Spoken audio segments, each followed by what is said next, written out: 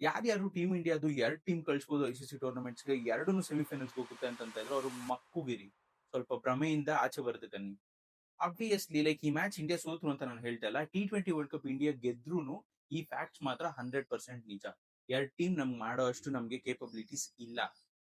Just fair like replacement. ಇವಾಗ Hardik ಪಾಂಡ್ಯದು replacement ಹೇಳಿ ಯಾರಾದ್ರು. ಹಾರ್ದಿಕ್ ಪಾಂಡ್ಯ ಮತ್ತೆ ಜಸ್ಪ್ರೀತ್ ಬುಮ್ರಾ.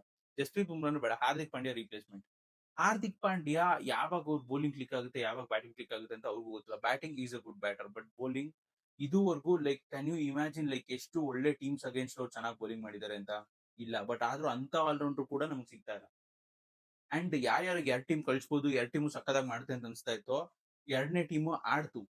ನಮ್ India A team like Bangladesh ಮೇಲೆ ಸೂಪರ್ ಓವರ್ ಗೆಲ್ಲಕ್ಕಾಗಿಲ್ಲ. And under 19 team Asia Cup finals Pakistan ಮೇಲೆ ಸೋತಿದೀವಿ. ಪಾಕಿಸ್ತಾನ್ ಬಾಂಗ್ಲಾದೇಶ್ ಮೇಲೆ ಇವ್ರು ಗೆಲ್ಲೋದಕ್ಕೆ ಆಗ್ತಾ ಇಲ್ಲ. ಇನ್ನ ನಾವು ಐಸಿಸಿ ಟೂರ್ನಮೆಂಟ್ ಕಳಿಸಿ ಏನಪ್ಪಾ ಸೇನಾ countries against New Zealand, south Africa ಮೇಲೆ ನಮ್ ಸೆಕೆಂಡ್ ಟೀಮುನು ಗೆದ್ದು ಸೆಮಿಫೈನಲ್ಸ್ ಬರುತ್ತೆ ಅಂತ ನಮ್ಗೆ ಅನ್ಕೊಂತಾ ಇದೀವಿ. ಈ ಭ್ರಮೆಯಿಂದ ನಾವು ಇನ್ನ ಬದುಕ್ತಾ ಇದೀವಿ ಹಂಗೆ. BCCI only wants to run circus, not an a cricket team. I will tell you why in part 2.